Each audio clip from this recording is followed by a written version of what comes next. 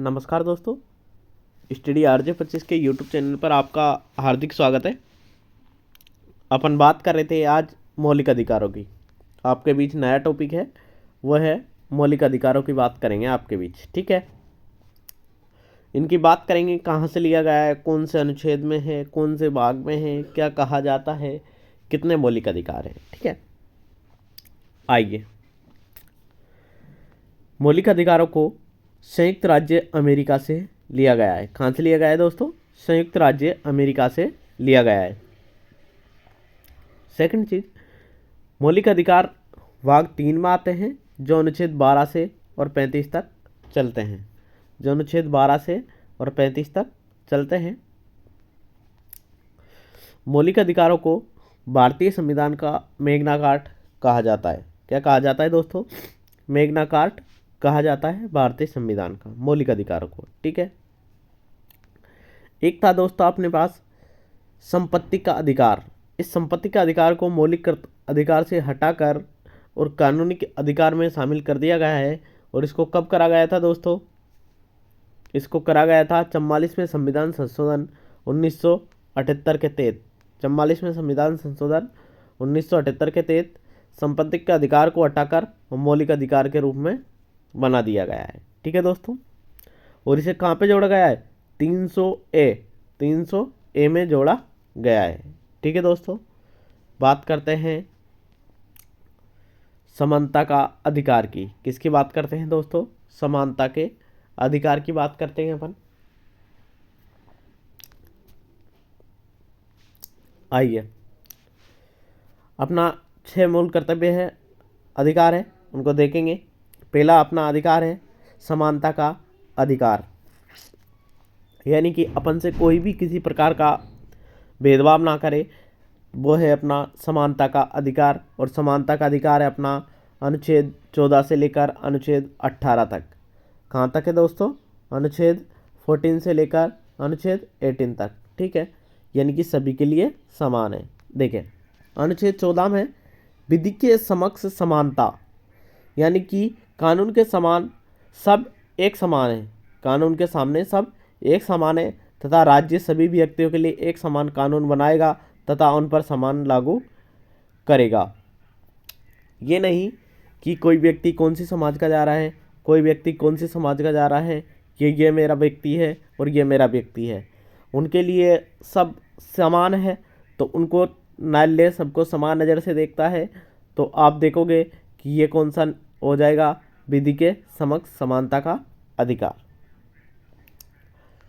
अनुच्छेद 15 है कि धर्म, नस्ल, जाति, लिंग या जन्म के आधार पर भेदभाव पर निषेध है। यानी कि हम ये से भी नहीं करेंगे कि ये हिंदू धर्म का है, ये मुस्लिम धर्म का है, इस आधार पर भेदभाव करने लग जाए तो इस आधार पर भी हम भेदभाव नहीं करेंगे। सेकंड है जाति। जाति के आधार पर भी अपन जैसा भेदभाव नहीं करेंगे। यानी कि अपन ले ले कि हम ब्राह्मण हैं और ये छोटी जाति है, ये छोटी जाति का है कोई भी, तो उससे भी अपन भेदभाव नहीं कर सकते, उसका भी अपन भेदभाव नहीं कर सकते। एक आता है लिंग का। लिंग के आधार पर भी आप भेदभाव नहीं कर सकते। आप ऐसे नहीं कर सकते कि ये महिला है और ये पुरुष है, ये महिला है और ये पुरुष है, उस आधार पर भी आप भेदभाव नहीं कर सकते। जितना समानता का अधिकार पुरुष को है, उतना ही समानता का अधिकार किसको है? महिलाओं को है। ठीक है प्यारे दोस्तों, उतना ही समानता का अधिकार क्या है? महिलाओं को है। तो और जन्म स्थान ये नहीं है कि वो राजस्थान में जन्मा हुआ है या मध्य प्रदेश में जन्मा हुआ है। जो जहाँ भी जन्मा हुआ है सबके लिए हमारे कानून समान है और मौलिक अधिकार उसके लिए क्या है? सबके लिए समान है। ये समानता का अधिकार उसके लिए अपन को करता है। ठीक है, नेक्स्ट, राज्य के धर्म द्वारा धर्म, जाति, लिंग, नस्ल या जन्म स्थान के आधार पर नागरिकों के प्रति जीवन के किसी भी क्षेत्र में भेदभाव नहीं किया जाता है। ये मैंने बता दिया है आपको कि किसी भी आधार पर भेदभाव नहीं किया जाएगा, ना धर्म पर, ना जाति पर, ना लिंग पर या ना जन्म स्थान के आधार पर। ठीक है, अनुच्छेद 16 है दोस्तों। अनुच्छेद 16 में है लोक नियोजन के विषय में अवसर की समानता। लोक नियोजन के विषय में अवसर की समानता, यानी कि कोई भी कार्यक्रम हो रहा है तो ऐसे नहीं कि किसी को हटा दिया जाए और किसी को रख लिया जाए। ठीक है, सबको समानता का अधिकार है।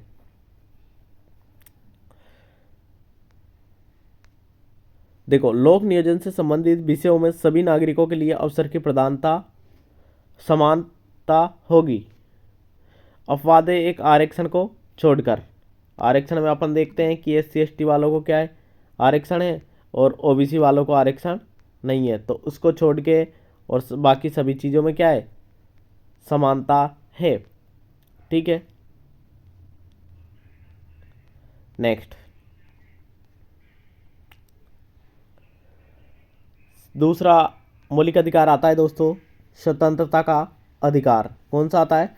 स्वतंत्रता का अधिकार, जो अनुच्छेद 19 से लेकर अनुच्छेद कहाँ तक है, 22 तक है। अनुच्छेद 19 से लेकर अनुच्छेद 22 तक है। अनुच्छेद 19 के अंतर्गत वर्तमान समय में हमें कुल 6 स्वतंत्रता के अधिकार पर मूल संविधान में 7 की स्वतंत्रता का उल्लेख किया गया था। ठीक है,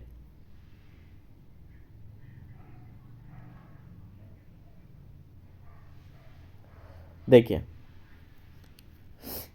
पहली है 19 में बोलने की स्वतंत्रता।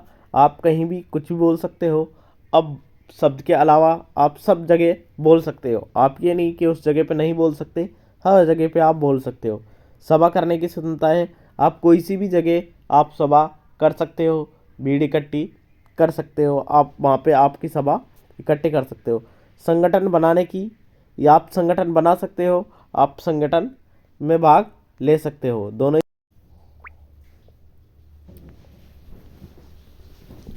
यानी कि आपको हर जगह संगठन बनाने की आवश्यकता कर सकते हो पूरी। देश में कहीं पर भी आगमन की स्वतंत्रता है। देश में आप कोई से भी कोने पर जा सकते हो। आप जम्मू कश्मीर से लेकर राजस्थान, गुजरात, नीचे तक के राज्यों में आप जा सकते हो। ठीक है दोस्तों, किसी भी क्षेत्र में निवास करने और बसने की स्वतंत्रता है। आप कहीं पर भी रह सकते हो। ये नहीं है कि आपके गांव में जॉब नहीं है तो आप कोई से भी राज्य में जाकर कर सकते हो, कोई से भी ज़िले में आप जाकर कर सकते हो। एक संपत्ति का अधिकार है, संपत्ति का अधिकार को हटा दिया गया है और इसे 300A में जोड़ दिया गया है। 44वें संविधान संशोधन 1978 के 33 से हटा दिया गया है दोस्तों। ठीक है, एक है व्यापार करने की स्वतंत्रता। आप कहीं से भी कोई से भी राज्य में जाकर व्यापार कर सकते हो। कोई से भी राज्य में जाकर आप क्या कर सकते हो, व्यापार कर सकते हो। ठीक है, आप जॉब कहीं भी जाकर कर सकते हो। नेक्स्ट है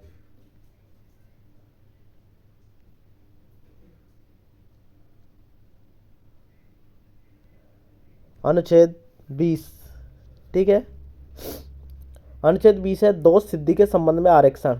दोष सिद्धि के संबंध में आरक्षण, इसके अंतर्गत 3 प्रकार की स्वतंत्रता का वर्णन है।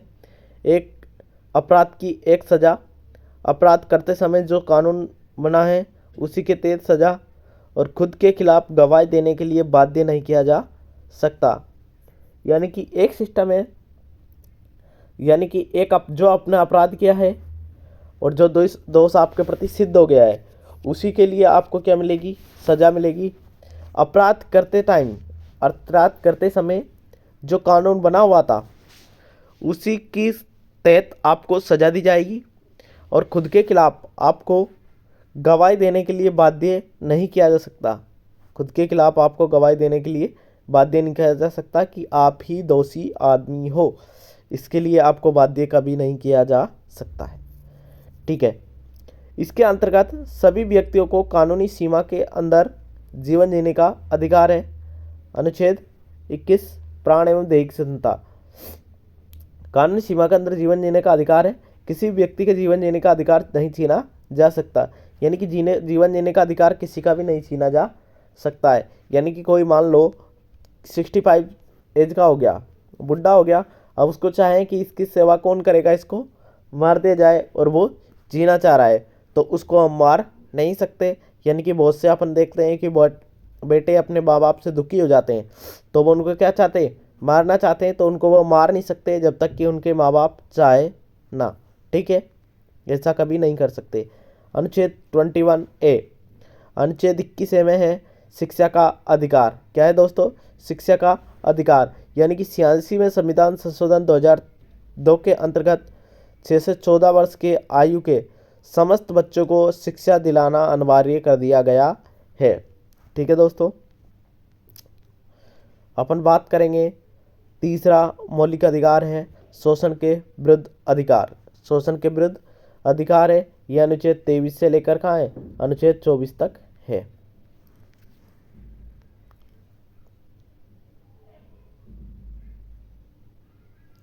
देखो, अनुच्छेद 23 में है कि दुर्व्यापार और बंधुआ मजदूरी पर प्रतिबंध है। यानी कि एक तरीके से आपका व्यापार करने का ऐसा सिस्टम नहीं है कि आप व्यापार किसी के जहाँ पे कर रहे हो वहाँ पर ही करना आपको अनिवार्य नहीं है। नहीं, आप कहीं पर भी व्यापार कर सकते हो। एक बंधुआ मजदूरी, आप जरूरी नहीं है कि किसी के मजदूरी कर रहे हो तो पूरी ज़िंदगी उसी के पास मजदूरी करोगे। नहीं, ऐसा नहीं है, आप कहीं पर भी जाकर मजदूरी कर सकते हो। ठीक है दोस्तों, थोड़ा नीचे इसके डिटेल दी गई है, इसको आप पढ़ लेना। इसके अंतर्गत किसी भी व्यक्ति की खरीद बिक्री नहीं की जा सकती।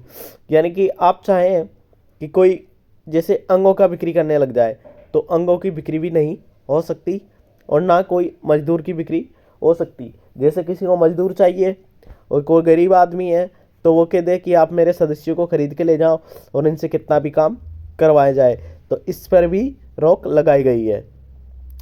और ना ही उससे ज़बरदस्ती मजदूरी करवाई जा सकती। कोई मजदूरी नहीं करना चाह रहा तो उससे ज़बरदस्ती मजदूरी नहीं करवाई जा सकती। इसका उल्लंघन करना एक दंडनीय अपराध है। इसका उल्लंघन करना भी एक क्या है, दंडनीय अपराध है।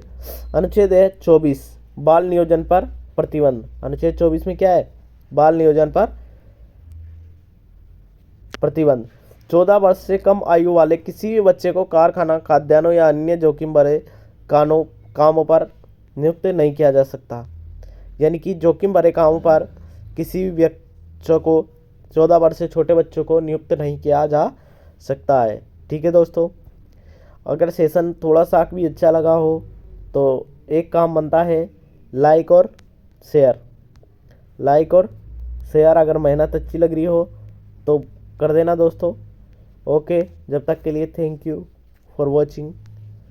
नेक्स्ट पार्ट इसका कल डल जाएगा, नेक्स्ट पार्ट कल आ जाएगा। Okay, thank you.